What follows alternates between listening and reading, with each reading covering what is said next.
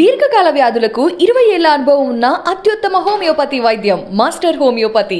Hi hello నమస్తే, నేను మీ anchor Dhanush. So ఇప్పుడు మనం మసాజ్ సెంటర్స్లో రైడ్స్ జరిగినాయి, అక్కడ ప్రాస్టిట్యూషన్, మసాజ్ పేరుతో ప్రాస్టిట్యూషన్ జరుగుతుంది. స్పాస్లో రైడ్స్ అయిన ప్రతి న్యూస్ మనందరం చూస్తూనే వచ్చాం. బట్ ఫస్ట్ టైం నేను అనుకున్నది వాళ్ళ సైడ్ నుంచి దొరకడమే కానీ వీళ్ళంతటి వీళ్ళే ఇష్టపూర్వకంగా వెళ్ళరు, వాళ్ళు బలవంతం చేస్తారని చెప్పి ఫస్ట్ టైం ఒక అమ్మాయి కంప్లైంట్ చేయడం జరిగింది. అసలు అమ్మాయి ఏమని కంప్లైంట్ చేస్తుంది, అసలు ఏం జరిగింది, అసలు స్పాస్లో మసాజ్ పేరుతో ఏం జరుగుతుంది అనేది ఈ వీడియోలో తెలిసిన ప్రయత్నం అయితే చేద్దాం. నమస్తే అమ్మ, ఎలా ఉన్నారు? సో ఫస్ట్ ఆఫ్ ఆల్ అసలు ఏం జరిగింది, మీరు పిఎస్ దాకా వెళ్ళి కంప్లైంట్ ఇవ్వాల్సిన అవసరం ఏమొచ్చింది? సో యాక్చువల్లీ ఏంటంటే అది ఒక హద్దు వరకు ఒప్పుకున్నాం కదా అని చెప్పేసి ఇంకా ఎక్కువ అనేది ప్రెషర్ ఎక్కువ అవ్వడం వల్ల నేను పిఎస్ వరకు వెళ్ళాల్సి వచ్చింది. ఏం జరిగింది అసలు Cloud9 స్పాలో ఏం జరిగింది? Cloud9లో యాక్చువల్గా ఏంటంటే స్టార్టింగ్ ఇంటర్వ్యూకి వెళ్ళినప్పుడు మసాజ్ అని చెప్పారు, ఫ్యామిలీ సెలూన్ అంటే ఫ్యామిలీ మెంబర్స్ వస్తారు, హస్బెండ్ వైఫ్స్ వస్తారు అని చెప్పేసి చెప్పడం జరిగింది. మసాజ్ ఉంటుంది, డీప్ టిష్యూ మసాజ్ ఇలాంటివి ఉంటాయి, అండ్ బ్రీతింగ్ ఎక్సర్సైజెస్ ఇవి ఉంటాయి అని చెప్పేసి చెప్పారు. అండ్ వన్ మోర్ థింగ్ ఏంటంటే అందులో వాళ్ళకి మన ఇవి సర్టిఫికెట్స్ కూడా ఉన్నాయి. సో అట్లా అని చెప్పేసి జాయిన్ అవ్వడం జరిగింది. సర్టిఫికెట్స్ ఉన్నాయి ఆ కంపెనీకి, Cloud9 స్పా అనే కంపెనీకి సర్టిఫికెట్స్ ఉన్నాయని చెప్పేసి అనడం వల్ల సరే అని చెప్పేసి జాయిన్ అవ్వడం జరిగింది అక్కడ. సో 20 days వరకు ఏంటంటే ఓన్లీ జెంట్స్ వస్తున్నారు, లేడీస్ రావట్లేదు. సో ఆఫ్టర్ 20 days నేను క్వశ్చన్ వేయడం జరిగింది, ఫ్యామిలీ సెలూన్ అన్నారు, లేడీస్ కూడా రావాలి, ఓన్లీ జెంట్స్ వస్తున్నారు ఏంటి అని అడిగాను. సో వాళ్ళు ఏమన్నారంటే వస్తారమ్మా, లేడీస్ కూడా వస్తారు అని చెప్పేసి అని అన్నారు. అంటే ఓకే అని చెప్పేసి అన్నాను. ఆ తర్వాత నుంచి కొంచెం అప్పటి నుంచే డౌట్ రేజ్ అయింది. సో వాళ్ళ బిహేవియర్లో కూడా చేంజ్ ఉంది, అంటే ఈ అమ్మాయి అడగడం స్టార్ట్ చేసిందిగా అని చెప్పేసి డౌట్ అనేది అడుగుతుంది అని చెప్పేసి వాళ్ళ కూడా బిహేవియర్ చేంజ్ అయిపోయింది. సో అట్లా ఏంటంటే ఓన్లీ మసాజే కాదు, B2B చేయాలి అంటే సర్వీస్ కూడా చేయాలి అన్నది ప్రెషర్ అనేది స్టార్ట్ అయింది. 1 month వరకు ఏంటంటే అదే కొంచెం ఉండే, నేను చెయ్యను అది ఇది అని చెప్పేసి ఉండే. సో 1 month వరకు నార్మల్గానే ఓన్లీ మసాజ్ వరకే ఉండేది నాది. సో తర్వాత ఏమైందంటే ఇంకా ప్రెషర్ ఎక్కువైపోయింది. సో నేను చెయ్యను అసలు అది ఇది అని చెప్పేసానంటే బ్లాక్మెయిలింగ్ స్టార్ట్ అయింది. ఇంట్లో వాళ్ళకి చెప్తాము, బయట వాళ్ళకి అది ఇది చెప్పేస్తాము అని చెప్పేసి బ్లాక్మెయిలింగ్ స్టార్ట్ అయింది. సో అట్లా బ్లాక్మెయిలింగ్ వల్ల నేనున్న సిచ్యువేషన్స్కి ఏంటంటే తగ్గాల్సి వచ్చింది, తగ్గి B2B వరకు చేయాల్సి వచ్చింది. బాడీ టు బాడీ B2B, ఓకేనా. సో అట్లా ఆల్మోస్ట్ 2 to 2.5 months వరకు నేను చేయాల్సి వచ్చింది B2B చేస్తున్నాను కదా అని చెప్పేసి ఫుల్ న్యూడ్ చేయాలి, ఎక్స్ట్రా సర్వీస్ చేయాలి, ఈ ఫోర్స్కి మళ్ళీ స్టార్ట్ అయింది. ఇది ఖచ్చితంగా నువ్వు చేయాల్సిందే, అది లేదు నేను చెయ్యను, మీరు B2B వరకు అన్నారు, అది కూడా ఇష్టం లేకపోయినా కూడా బ్లాక్మెయిలింగ్ వల్ల నేను చేస్తున్నాను, మీరు ఇంకా ఫుల్ న్యూడ్ చేయాలి, ఎక్స్ట్రా సర్వీస్ చేయాలంటే నేను చెయ్యను అని చెప్పేసి నేను అదే మాట మీద ఉండడం జరిగింది. డైలీ ఆర్గ్యుమెంట్స్ జరుగుతున్నాయి ఈ విషయంలో, ఫోర్స్ కూడా జరుగుతుంది, బట్ నేను చెయ్యను అంటే చెయ్యను అని కూర్చున్నాను. సో ఇన్ షార్ట్ ఏంటంటే అది ఆల్మోస్ట్ ఒక 2.5 weeks క్రితం నేను పనిచేయడం కూడా జరిగింది. ఇలా సిచ్యువేషన్ బాగాలేదు ఇది అని చెప్పి వెళ్ళలేదు. కాల్ వస్తే కూడా ఇంట్లో వాళ్ళతో ఎత్తిపించి ఏం అంటే ఎత్తితే తను ఏమందంటే నాకు సంబంధం లేదు, అంతా జాబ్ ఖచ్చితంగా రావాల్సిందే, ఎవరైతే మాకేంటి అన్న ఆ లాంగ్వేజ్లో మాట్లాడింది. నువ్వు జాబ్కి ఖచ్చితంగా రావాలి, లేకపోతే బాగోదు. ఎవరు ఇప్పుడు అది రన్ చేస్తున్నారు? కూడా ఒక లేడీ రన్ చేస్తుంది. ఓనర్ వచ్చేసి మురళీకృష్ణ, రన్నింగ్ అయితే అక్కడ లేడీ సంగీత రెడ్డి అని చెప్పేసి డాలీ అని పిలుస్తారు అక్కడ. సో తను చూసుకుంటుంది అది. అలా ఫోన్లో అలా మాట్లాడింది. అయినా కూడా నేను 2-3 days వెళ్ళలేదు.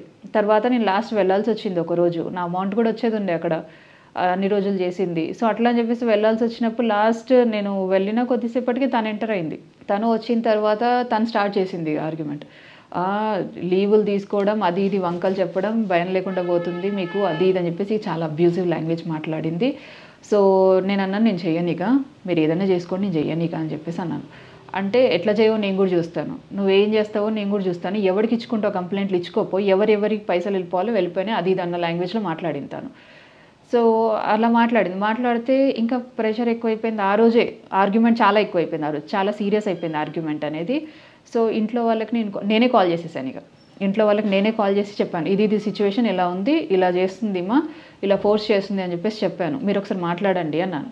మాట్లాడండి అంటే నేను ఎవరితో ఎందుకు మాట్లాడతాను అని చెప్పేసి అక్కడ సంగీతారెడ్డి, నేను ఎవరితో ఎందుకు మాట్లాడతాను, నాకేం సంబంధం అది ఇది అని చెప్పేసి ఇంకా చాలా ఇంట్లో వాళ్ళని కూడా అబ్యూజివ్ లాంగ్వేజ్ మాట్లాడడం జరిగింది ఆ రోజు. సో వీళ్ళు ఇంట్లో వాళ్ళు ఏమన్నారంటే, లేదు నువ్వు ఫస్ట్ అక్కడి నుంచి బయటకు వచ్చేసాయని అన్నారు. ఫస్ట్ అక్కడి నుంచి బయటకు వచ్చేసి ఏది జరిగితే అది జరిగింది చూసుకుందాం, నువ్వు వస్తే ఫస్ట్ బయటకు రా అని చెప్పేసి అన్నారు. సరే అని నేను అక్కడి నుంచి బయటకు వచ్చేసాను.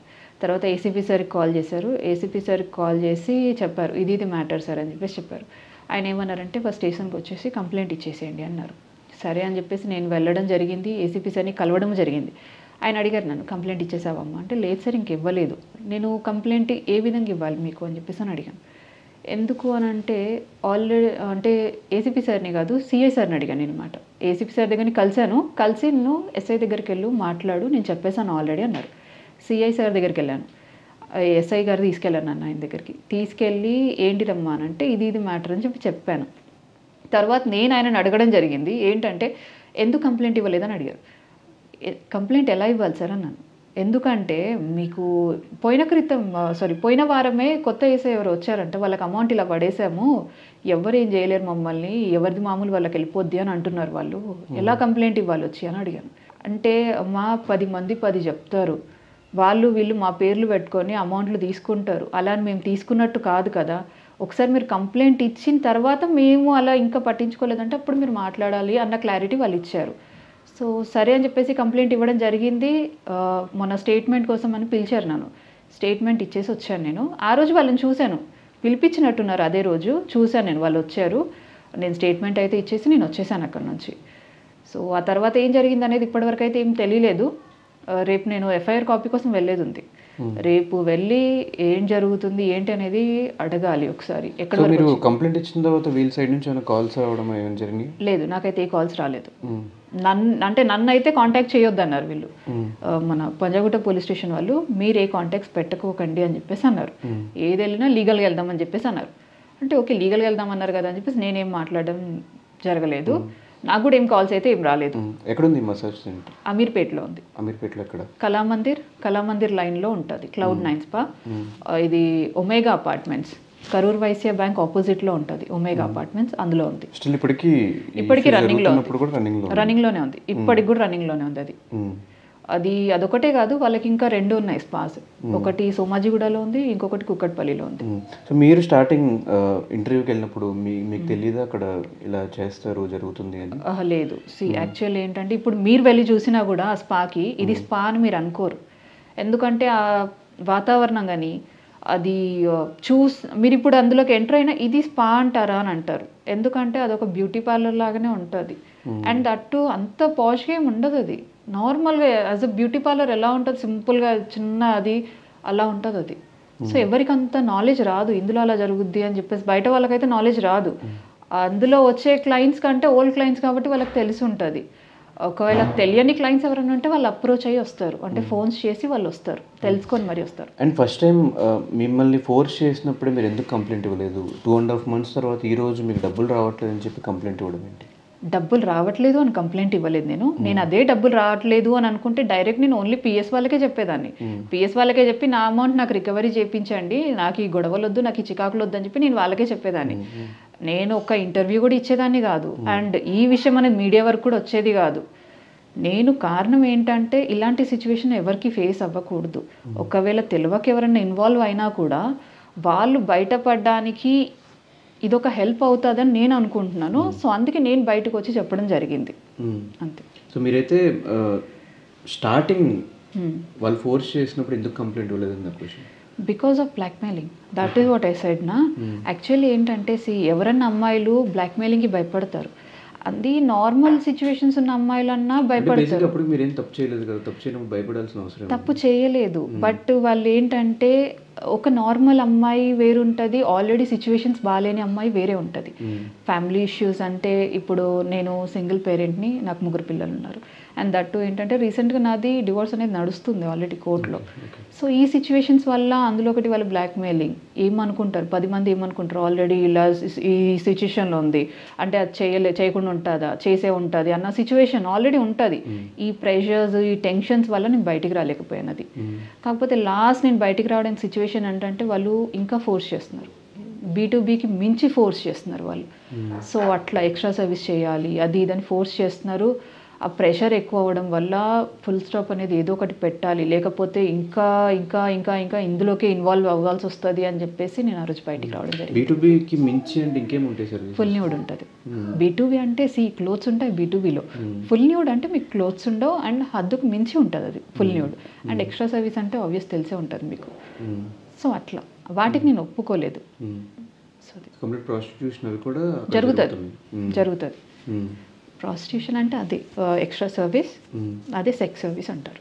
అండ్ చాలామంది దీనికి వాళ్ళంతటి వాళ్ళే ఇంట్రెస్ట్ చూపించి ఈజీ మనీ వస్తున్నాయి కదా అని చెప్పి చేసేవాళ్ళు చాలామంది ఉన్నారు. అలాంటి వాళ్ళు ఉన్నారా, లేకపోతే మీలాగే బెదిరించి బ్లాక్మెయిల్ చేసి జరుగుతుందా ప్రతి చోట?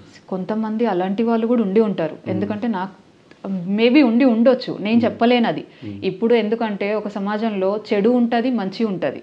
అలా అని చెడు చేయబట్టి మంచిని కూడా చెడు అని మనం అనలేము.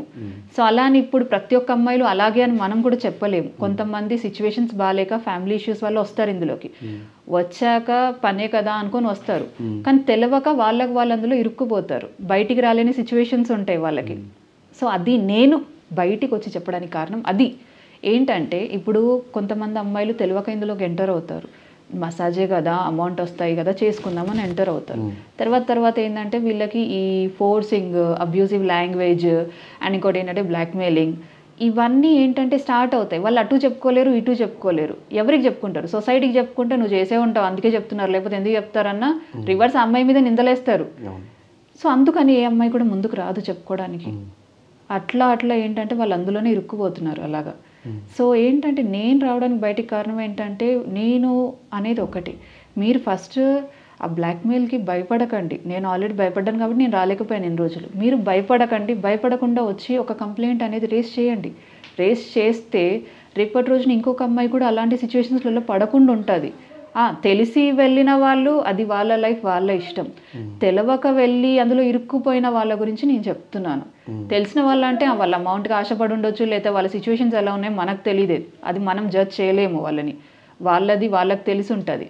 బట్ తెలియకుండా వెళ్ళి ఇరుక్కుపోయే వాళ్ళ గురించి నేను చెప్తాను జరుగుతుంది ఇది. సో అంత ఈజీ మనీకి అలవాటు పడుతున్నారు అంటే మ్యాక్సిమం చాలా సంపాదిస్తేనే వీళ్ళ ఫ్రెండ్స్ అందరిని కూడా తీసుకొస్తుంటారు కదా.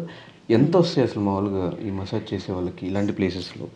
ఓన్లీ మసాజ్కైనా దేనికైనా ఇక్కడ ఎలా ఉంటుందంటే, ఇప్పుడు ఒక క్లయింట్ ఒక 3,000 కానీ 5,000 కానీ పే చేస్తాడు.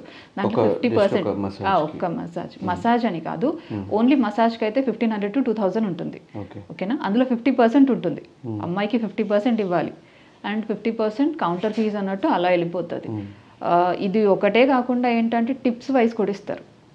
ఇప్పుడు క్లయింట్ మసాజ్ నచ్చి టిప్స్ కూడా ఇస్తారు క్లయింట్స్. సో ఆ అమ్మాయికి ఆ అమౌంట్ కూడా వస్తుంది. సో అది ఒకటి. ఓన్లీ మసాజ్కి అయితే, సర్వీస్కి అయినా కూడా అంతే ఉంటుంది, 50% ఉంటుంది. అందులో కూడా టిప్స్ ఉంటాయి, మళ్ళీ అందులో కూడా అమౌంట్ వచ్చేది ఉంటుంది, 50% ఉంటుంది. సో అలా మ్యాక్సిమం ఒక అమ్మాయికి డైలీ వచ్చేసి ఒక 3,000 నుంచి 5,000 వరకు వస్తాయి. అంత మించే వస్తాయి, బట్ నార్మల్ మినిమం అమౌంట్ నేను చెప్తున్నాను, 3,000 నుంచి 5,000 వరకు వస్తాయి డైలీ. సో ఆ లెక్క ప్రకారం ఒక 1 monthకి వస్తాయి కదా, ఒక 1 lakh వరకు. సో ఏంటంటే తెలిసి వెళ్ళే అమ్మాయిలు ఏమో నాకు తెలీదు, కానీ తెలియక ఇందులో చాలామంది ఇన్వాల్వ్ అయ్యి ఉన్నారు. అది వాళ్ళు బయటికి రాలేక, ఇంట్లో వాళ్ళకి చెప్పుకోలేక ఉన్న సిచ్యువేషన్స్ కూడా చాలామంది ఉన్నాయి. కొంతమంది ఏంటంటే నా ఫ్యామిలీ బాగాలేదు కదా, సిచ్యువేషన్స్ బాగాలేవు కదా అని అడ్జస్ట్ అయిపోయి కాంప్రమైజ్ అయిపోయి ఉంటున్నారు కొంతమంది ఇట్లా భయపడి, బ్లాక్మెయిల్కి భయపడి అలా కూడా అడ్జస్ట్ అయ్యే వాళ్ళు కొంతమంది ఉన్నారు. అసలు ఏ భయం లేకుండా లీగల్గా అసలు అమీర్పేట లాంటి ఏరియాలో అంత పబ్లిక్గా జరుగుతున్నప్పుడు ఎన్ని ఇయర్స్ నుంచి జరుగుతుంది అదే ప్లేస్లో? ఇది నాకు తెలిసినంత వరకు అయితే ఇది ఉండబట్టి కూడా ఆల్మోస్ట్ 4 yearsకి పైకే అవుతుంది. 4-5 years నుంచి జరుగుతుంది. వాళ్ళ వరకు అక్కడెక్కడ రైడ్ జరగకపోవడానికి, ఆ ప్లేస్ గురించి బయట తెలియకపోవడం రీజన్ ఏంటి? అదే కదా మెయిన్ ఆశ్చర్యం. అదే ఇప్పటి వరకు బయట పడలేదు దాని గురించి అని అంటే, అదే నాకు కూడా అర్థం అవ్వట్లేదు. ఎందుకంటే రైడ్ జరిగిందా, లేకపోతే జరిగినా కూడా లైట్ తీసుకున్నారా, అది ఇప్పటివరకు మనకి క్లారిటీ అనేది లేదు దాని గురించి. అండ్ వన్ మోర్ థింగ్ ఏంటంటే, సరే అప్పుడంటే ఏం జరిగిందో మనకు తెలీదు, ఇప్పుడు ఒక కంప్లైంట్ అనేది ఫైల్ అయింది. సో ఇప్పటి వరకు కూడా అది రన్ అవుతుంది, ఇప్పటికి కూడా రన్ అవుతుంది. అది కేసు అయింది, ఓకే, FIR అయింది, స్టేట్మెంట్ తీసుకున్నారు, కానీ ఇప్పటికీ రన్ అవుతుంది అది. సో మీతో పాటు ఇంకా 10 మంది ఉన్నారు అక్కడ అని చెప్పి? 10 మంది కాదు, 4 to 5 మెంబర్స్ ఉంటారు. ఇంకో 4 to 5 4 to 5 మెంబర్స్. సో వాళ్ళ పరిస్థితి వాళ్ళతో ఏమైనా మాట్లాడటం ఈ మధ్యలో జరిగిందా? లేదు, అంటే ఒక్క రోజు ఒక అమ్మాయి కాల్ చేసి ఉండే నాకు. కాల్ చేసి అక్క మేమేం చేసాము, మా పేరు ఎందుకు అని అన్నారు. నేను ఒకటే మాట చెప్పాను, అమ్మ ఒక్కోళ్ళ పేరైనా నేను అందులో చెప్పానా? ఒక అమ్మాయి పేరు ఇది లేకపోతే ఇది చేస్తుంది అని చెప్పేసి నేను ఏ రోజైనా చెప్పాను? నేను కంప్లైంట్ రేస్ చేయడానికి కారణం సంగీతారెడ్డి, ఇక్కడ జరుగుతున్న విషయాలు అందులో, అంతేగాని నేను మీ వాళ్ళలో ఒక్కళ్ళ పేరు నేను పెట్టలేదు, స్టేషన్లో కూడా పెట్టలేదు. ఎందుకంటే అది వాళ్ళ తప్పు కాదు, వాళ్ళకి తెలియక అందులో ఇన్వాల్వ్ అవుతున్నారు కాబట్టి వాళ్ళ తప్పు కాదు అది. సో అందుకే నేను వాళ్ళ పేర్లు ఏం రివీల్ చేయట్లేదు ఇందులో. అదే నేను చెప్పాను ఆ రోజు అమ్మాయికి, మీ పేర్లు నేను ఎందుకు చెప్పాను, ఎవరికి చెప్పాను నాకు చెప్పండి ఫస్ట్ ఆఫ్ ఆల్ అని చెప్పేసి అన్నాను. మీ పేర్లు ఎక్కడన్నా వినిపించిందా మీకు? నేను ఇలా ఉంది సిచ్యువేషన్, అమ్మాయిలు ఇలా ఉన్నారు, ఇలా పరిస్థితులలో ఉన్నారు అని చెప్పేసి నేను చెప్పి రేజ్ అవ్వడం జరిగింది తప్పించి అంతకుమించి నేను ఎవరి గురించి చెప్పలేదు కదా ఇక్కడ అని చెప్పేసి చెప్పాను. అండ్ ఈ ప్లేసెస్ గురించి ఇక్కడ ఇంటర్వ్యూస్ జరుగుతున్నాయి, మీరు వెళ్ళండి మీకు ఒక ఛాన్స్ ఉంటుంది అని చెప్పి ఎవరు చెప్తున్నారు మీ అందరికీ? అది ఎవరు మసాజ్ సెంటర్ అని చెప్పేసి చెప్పరు. అది మనకి ఆన్లైన్లలో జాబ్ సర్చింగ్లలో మనకు దొరుకుతుంది, బ్యూటీషియన్ అని ఉంటుంది, బట్ వెల్నెస్ స్పా అది ఇది అని చెప్పేసి అని ఉంటుంది. సో మనకు అక్కడికి వెళ్ళినప్పుడు కూడా మనకి ఎవరు చెప్పరు ఇది ఇలా ఉంటుంది, సర్వీస్ ఎలా ఉంటుంది అని ఎవరు చెప్పరు. కొంతమందికి చెప్తారేమో నాకు తెలీదు, నచ్చి వాళ్ళు వెళ్ళే వాళ్ళకి, బట్ నాకు ఇప్పటివరకే తెలియలేదు. మేబీ ఆల్మోస్ట్ చాలామంది అమ్మాయిలకు తెలీదు, ఓన్లీ మసాజ్ ఉంటుంది, బ్రీతింగ్ ఎక్సర్సైజ్ ఉంటుంది, డీప్ టిష్యూ, అరోమా థెరపీ ఇలాంటివి ఉంటాయి అని చెప్పేసి చెప్పారు. నాకు చెప్పింది అదే, అవతల వాళ్ళకు కూడా అదే చెప్పారని నేను అనుకుంటున్నాను. బట్ అక్కడ వాళ్ళకి ఏం చెప్పారనేది అంత ఐడియా లేదు, ఎందుకంటే ఒకళ్ళకి కనెక్షన్ లేదు అంత అక్కడ. ఆ కనెక్షన్ ఉండకూడదు అన్న రూల్ ఉంది అక్కడ. సో అట్లా అని. టైమింగ్స్ అవన్నీ ఎలా ఉంటాయి? టైమింగ్స్ అంటే ఒక పర్టికులర్ ఈ టైంకి రావాలి, ఈ టైంకి వెళ్ళిపోవాలని ఉండదు అక్కడ. కొంతమంది ఏంటంటే 11కి వస్తారు, కొంతమంది 12కి వస్తారు, 12:30కి కూడా వస్తారు, కొంతమంది 10:30, 11:30 కూడా వస్తారు. వెళ్ళడం కూడా అలాగే ఉంటుంది టైమింగ్స్, 7:30, 8, 8:30, 9 అలా ఉంటుంది. మరి ఇంత జరుగుతున్నప్పుడు ఆ చుట్టుపక్కల ఎవరు దీని గురించి కంప్లైంట్ ఇవ్వడం, ఇక్కడ జరుగుతుందని చెప్పడం కానీ ఏం చేయట్లేదు? ఇంతమంది అబ్బాయిలు కంటిన్యూస్గా వస్తున్నారు, ఇంతమంది అమ్మాయిలు ఉంటున్నారు లోపల అని? లేదు, నాకు తెలిసినంత వరకు అయితే ఇప్పటివరకు కంప్లైంట్ అయితే రాలేదని అనుకుంటున్నాను, ఎందుకంటే నేనైతే వినలేదు ఇప్పటివరకు. ఒకళ్ళు వచ్చి కూడా ఇలా గొడవ పెట్టడం కూడా నేను ఎప్పుడు చూడలేదు. ఇది నేను ఇప్పుడు కేసు ఫైల్ చేయడం వల్ల చేసిన తర్వాత కూడా యువతలో చుట్టుపక్కల వాళ్ళకు కూడా తెలియలేదో, లేకపోతే ఇప్పటికైనా వాళ్ళు రేస్ చేశారో లేదో కూడా తెలియదు నాకు, ఎందుకంటే నేను ఆ తర్వాత నుంచి అక్కడికి వెళ్ళలేదు. సో నాకంత ఐడియా లేదు ఇప్పటికి కూడా రేస్ చేశారో. నాకు తెలిసినంత వరకు అయితే ఎవరు రేస్ చేయరని అనుకుంటున్నాను, ఎందుకంటే తనకి అందరితోని గొడవలే అక్కడ, ఎవరు ఎదురుంగొచ్చి తనకు మాట్లాడరు. సో అదే నేను అనుకుంటున్నాను. ఎవరు తను అసలు, ఆవిడ బ్యాక్గ్రౌండ్ ఏంటి? బ్యాక్గ్రౌండ్ ఏం లేదు, తను కూడా అంతకుముందు సేమ్ యాజ్ అ థెరపిస్టే చేసేదంట, అంతకుముందు చేసేదంట, వేరే ఎక్కడెక్కడో చేసిందంట. బట్ మురళీకృష్ణ ఇక్కడ తీసుకొచ్చి ఇక్కడ పెట్టాడు. ఇక్కడ తను ఆల్మోస్ట్ ఒక 4 years పైకే అప్పటి నుంచే తను ఇక్కడే చూసుకుంటుందంట మొత్తం. సో అట్లా అని చెప్పేసి, కానీ ఈ 4 yearsకి ఇంకా ఎంత టైం నుంచి ఉందో నాకు తెలియదు. నాకు తెలిసినంత వరకు 4 years పైకే ఉందని తెలుసు. అండ్ చాలా చిన్న పిల్లలు కూడా ఈ మసాజ్ సెంటర్స్లో ఇన్వాల్వ్ అయి ఉన్నారు, వాళ్ళు కూడా మసాజ్ చేస్తున్నారు అని చెప్పి నిజమేనా? 19 years, 18 years, 17 years పిల్లలు కూడా వచ్చి చేస్తున్నారు అని? లేదు, మా దగ్గర అయితే 19 years పిల్లలు ఎవరు లేరు, 20కి పైకి ఉంటారు. 2021 ఉన్నారు, 20 కూడా లేరు, 21 ఉన్నారు. బట్ అంత డౌన్కి అయితే లేరు, 21కి మించిన అమ్మాయిలు ఉన్నారు, అది చెప్పచ్చు. సో ఇలా బ్లాక్మెయిల్ చేయడం వల్ల చాలామంది ఉండిపోతున్నారని మీరు చెప్తున్నారు, ఇష్టపూర్వకంగా చాలామంది ఉంటున్నారు. సో మీరు ఏ కేటగిరీలో ఉన్నారు ఇందులో? నేను ఏంటంటే యాక్చువల్లీ తెలియక వెళ్ళాను నేను. ఇది నాకు actually first of all spa అంటే ఏంటనేది తెలీదు. సో బ్యూటీషియన్ అనేది అందులో ఉండే దాంట్లో జాబ్ ఇప్పుడు వెరిఫై చేసుకున్నాం. లేదు, ఎవరు లేరు. స్టార్టింగ్ ఏంటంటే బ్యూటీషియన్ అనేది చూసి నేను జాబ్ ఇంటర్వ్యూకి వెళ్ళాను. సో వాళ్ళు అక్కడ ఏం చెప్పారంటే, అమ్మ deep tissue massage, aroma therapy ఇలా ఉంటుంది, బ్రీతింగ్ ఎక్సర్సైజ్ ఇవి ఉంటాయి అని, ఫ్యామిలీ మెంబర్స్ వస్తారు అని అన్నారు. ఆడవాళ్ళు అలాంటి ప్లేసెస్కి రారు, సో ఎవరికి అంత డౌట్ రాదు. అందులో ఒకటి వీళ్ళ దగ్గర సర్టిఫికెట్స్ ఉన్నాయి, అంత డౌట్ వచ్చి అంత అదైతే ఎవరికి ఉండదు కదా. సో అట్లా అని చెప్పేసి నేను జాయిన్ అవ్వడం జరిగింది. సో ఇదంతా మీకు ట్రైనింగ్ ఇచ్చి జాయిన్ చేసుకుంటారు లేదంటే? ట్రైనింగ్ ఇస్తారు, వాళ్ళే ట్రైనింగ్ ఇస్తారు, ఎలా చేయాలి మసాజ్ ఏంటి అనేది వాళ్ళే నేర్పిస్తారు. నేర్పించిన తర్వాత క్లయింట్కి పంపిస్తారు. సో మీరు మిగతా వాళ్ళందరికీ ఏం చెప్దాం అనుకున్నారు, ఇట్లా ఇన్వాల్వ్ అవుతున్న వాళ్ళకి కానీ, ఇట్లా తెలియకుండా వెళ్తున్న వాళ్ళకి కానీ, వాళ్ళందరికీ ఏం చెప్దాం అనుకున్నారు? నేనేం చెప్పాలనుకుంటున్నానంటే, మీరు జాబ్ ఇంటర్వ్యూకి వెళ్తున్నారు కరెక్టే. వెళ్ళిన తర్వాత అయినా అక్కడ మసాజ్ అది ఇది అని చెప్పినప్పుడు, మీరు ఫస్ట్ ఒక క్లారిటీ తీసుకోండి. అది ఓన్లీ మసాజా లేకపోతే ఏంటిది అనేది. వాళ్ళు అప్పటికి ఓన్లీ మసాజ్ అది ఇది అని అంటే జాయిన్ అవ్వండి. జాయిన్ అవ్వద్దని నేను చెప్పాను. ఎందుకంటే మసాజ్ చేయడం అనేది తప్పు కాదు. కాకపోతే తర్వాత మీకు ఎప్పుడైతే సిచ్యువేషన్స్ అంటే రివర్స్ ఫేస్ అవుతాయో, ఇలా చేయాలి అది ఇదని అబ్యూజివ్ లాంగ్వేజ్ ఎవరైతే వాడతారో అప్పుడు ఒక కంప్లైంట్ ఇవ్వండి అని నేను చెప్తున్నాను. ఒకవేళ లేదు కంప్లైంట్ ఇచ్చేంత ధైర్యం లేదు అనుకుంటే బంద్ చేసేయండి. లేదు బ్లాక్మెయిల్ చేస్తున్నాం, మేము బంద్ చేయలేని పొజిషన్లో ఉన్నాము అని అనుకుంటే కంప్లైంట్ రేస్ చేయండి. కంప్లైంట్ చేయడానికి ఏమంత అది కాదు కదా. మీకు టెన్షన్ ఉండొచ్చు, పోలీస్ స్టేషన్ నేను ఎలా వెళ్ళాలి, ఎప్పుడు వెళ్ళలేదు. కానీ ఈ సిచ్యువేషన్ కూడా ఎప్పుడు చేయలేదు, కానీ చేయాల్సి వస్తుంది కదా బ్లాక్మెయిలింగ్ వల్ల.